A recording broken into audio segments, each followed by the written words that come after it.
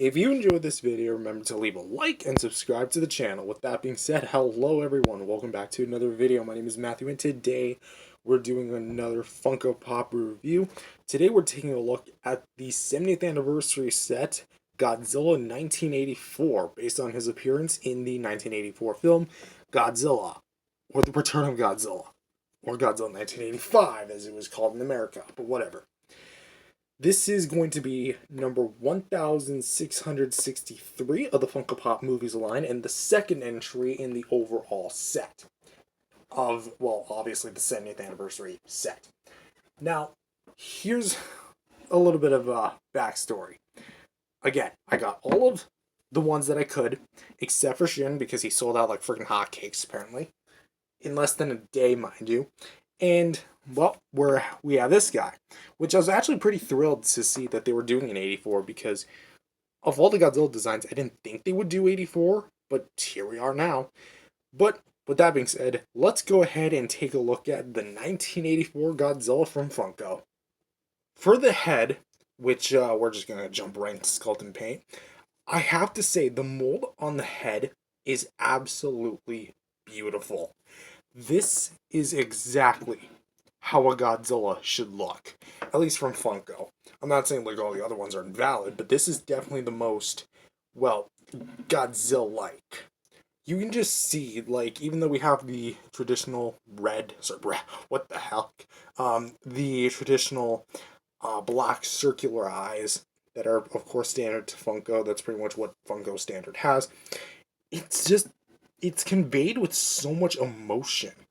And you even kind of get like a little bit of a snarl with him, like with his mouth just kind of slightly open, and the individually sculpted and painted teeth that are really well painted, I will say, especially because of how small they are. Because like when something's the size of your thumb and a little less, it's gonna be hard to paint. But I will say as well, like especially like the white spray, it doesn't look that bad. I really think that this could have went a lot worse. And another thing I like is also the nostrils and how they're little tiny painted black dots in there. Definitely got a little bit of gloss to kind of give it more depth. But we also have a lot of detail, especially on the top of the head. All the infamous bumps and ridges. Then you kind of go to the side profile where you can kind of get like an elongated kind of like nostrils. I definitely think they could have held that back a little bit, but it definitely looks the part. And we get some more like the detail going on to the back here. Some nicely sculpted in ears with no paint in them, but that's to be expected. So, but again, the head is just jam-packed with detail, like all these bumps and ridges. And then you come down to the dorsal plates, which we'll just take a look at now. We have 3 rows, and then you have like the back row fins, like actually a bit more down to where the hips are, as far as like alignment goes, and that's definitely accurate to the film. And they also have like a very, well, I guess for lack of a better term, almost Showa era looking type fins, because the Showa era fins were a lot more puffy than that of the Heisei fins, so they got a little bit more leeway with that. But again, it definitely looks really nice, and all the individual sculpted spines, especially up to the tip of the tail, which we can definitely get a lot more of a more crystal clear look at here. Nice little big puffy tail, chunky as heck can be.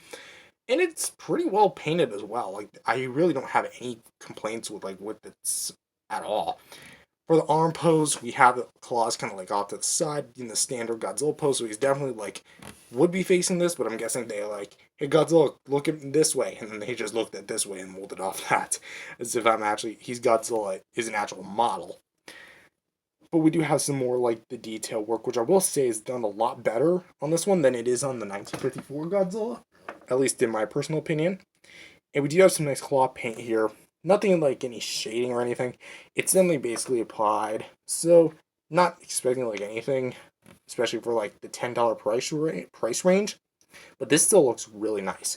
We do have a lot more like kind of like the more rigid details, and a lot more like the bumps and grooves again, almost like it was the suit, which makes perfect sense because the Heisei Godzilla was a suit. And then we have like the 4-foot toes down here as well. Nice little copyright info. We do have some detail like where the toes are, but there's nothing really at the bottom of the feet. And I do like, again, the pose that they have him in. It gives him a little bit more personality. And also something of note is kind of like where the back is, where it does get a tad bit more simplified with the detail, but it's still, again, pretty well done. And you can just kind of get this thing into like some really cool poses, like maybe having another Funko Pop here was like facing him off or something like that. But overall, especially for like the claw paint as well, it's done pretty well, especially like the individually sculpted feet, or sorry, toes.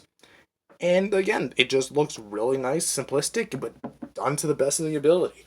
And again, much like the 54, I was going to say this, it has a pretty good weight to it. I think the 54 is a bit heavier. Yeah, I'm feeling a bit more weight on the 54. I could be wrong, but that's just my own personal perception. But overall, for the sculpt and paint on 84, I really dig it. I think that this is probably the most movie accurate as far as like the look of it goes, but I definitely like it a lot. And for the first comparison we're going to be doing the comparison between the original classic Godzillas from 2015 and I got in 2017. Well, I got him in 21, technically speaking, with the Funko Pop Classics Godzilla original and the exclusive, what was it, previews? Glow in the Dark to Entertainment Earth, I think. So basically speaking, if you channel OGs or people who just went back and watched my old videos, remember I made a video talking about which Godzilla the Funko Pop Godzilla was, and I came to the conclusion that it was a Heisei Godzilla. Personally, I don't really stand by that anymore. While it's definitely true that he has the four toes like the 84, which is a literal Heisei, he doesn't really match as far as like the color tone, the overall design of the pop, because even though it is older, it definitely screams a lot like Showa era as far as like the color and the design goes. And again, even though he has the four toes, not the three, I think it's just a more general Godzilla. They just took like almost like a bunch of Godzillas, mixed them together, and this is kind of what came through. So essentially, I don't think that this is any particular incarnation anymore, just more of a generalized Godzilla. But hey, all these years later, we have a literal Heisei Godzilla. Next, for size comparisons, we're going to be taking a look at some other 84 or 84 inspired Godzillas with the tiny mini blind bag Godzilla 1984 from years back and the Imperial bootleg 8-inch Godzilla. Now, I know technically speaking, this is an 84 because the original Imperial, I think, came out in the 70s. I could be wrong, but I always assumed it was 84 because, as far as like the design of Godzilla goes, like from the bugged out eyes, the four toes, again, I kind of came to that natural conclusion that it was the 84, even though it's definitely not. But generally speaking, it just looks the closest to an 84, but it's definitely not. And here he is next to the NECA Godzilla video game appearance, Godzilla Monster Monsters, or Game Godzilla on the Angry Birds Godzilla show. And as you can tell, I actually don't own the 84 yet from NECA, and it's going to be a little while. Boy, screw off eBay scalpers. But because they're essentially the same sculpt, you can pretty much tell just how big the NECA figure would be to the 84 Funko Pop. And for the final size comparison, here he is next to the other Godzilla 70th Anniversary set figures I own, with the 54 and the 2000 or 99. Keep in mind I don't own Shin or the 10-inch Funko Pop of the 54 yet because one, I got sold out, and the other is just like really expensive for me at the moment, so we'll see as we go. And so overall, what do I think of the 1984 Godzilla? This guy is sweet. I really like him. He's definitely going to be, in my personal opinion, the best sculpted as far as like the consistency of the sculpt and the mold throughout the entire figure. And I definitely think that like he's overall definitely got like the most awesome pose, which I guess would technically make him my favorite, honestly. Though I do like the 2000 more, just for its visual appeal, but we'll save that for the next review. But I overall think that, again, the 1984 is definitely going to be the biggest surprise. And I do not. Also, I'm just going to address this here. I do not intend on picking up the Chase version. The Chase version just doesn't seem worth it to me because I'm guessing it's trying to throw back to like that one poster, if I remember correctly. Like the one where Godzilla's like all in red and everything. That's the only thing that really comes to mind. But it just doesn't really seem worth it, especially because of how random it is. It's like a gamble. Like, why would you want to buy that? So, but I overall just think that the 84 is definitely going to be the biggest surprise of the three that I currently own.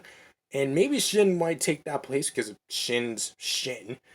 But as for right now, Godzilla 84, it's a sweet addition. I like it a lot. And honestly, it's definitely really cute.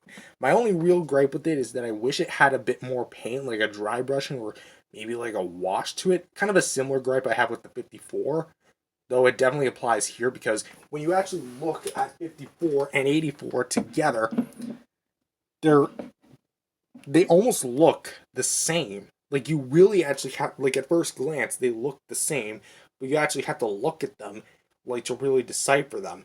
Like I even didn't even notice there was like a clear color difference between the two because like 84 is a tad bit lighter than 54. But of course, that's a whole other comparison waiting to happen. But with that being said, thank you guys for watching. If you guys liked it, definitely subscribe to the channel, leave a like, and I'll see you guys next time. Peace out, everyone.